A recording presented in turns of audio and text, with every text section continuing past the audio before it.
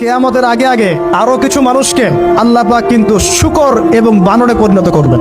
এই হাদিসটা কি জানেন? হাদিসটা শুনে রাখেন। এটা আখিরুজ জামান বা কিয়ামতের আলামত সংক্রান্ত হাদিসগুলোর মধ্যে পাবেন।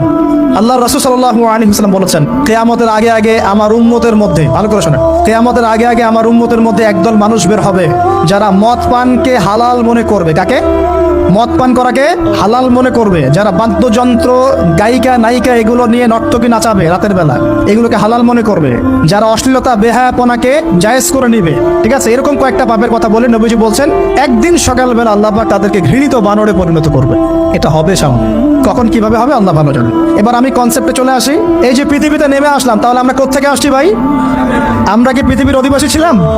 আমরা জান্নাতে ছিলাম, ওখান থেকে আল্লাহ পাক পাঠিয়েছে। এবার পৃথিবীতে এসে আদম আলাইহিস সালামের যুগে খুব একটা দুর্ঘটনা ঘটে নাই, একটা ঘটেছে। কয়টা? একটা। ভাই হাবিলের কোরবানি কবুল হয়, কাবিলের অন্তর্দাহ হয়, জ্বালা হয়। কেন হাবিলেরটা কবুল হবে, কাবিলের কেন হচ্ছে না? এই হিংসার বশবর্তী হয়ে কাবিল হাবিলকে হত্যা করে ফেলে।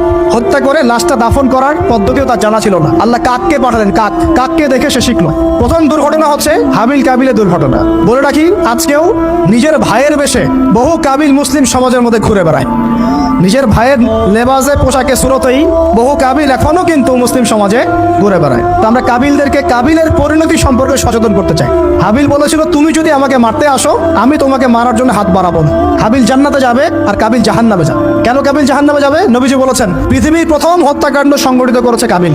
এই কারণে পৃথিবীতে যত খুন হবে, সমস্ত খুনের পাপের একটা অংশ কাবিলের আমল নামায়।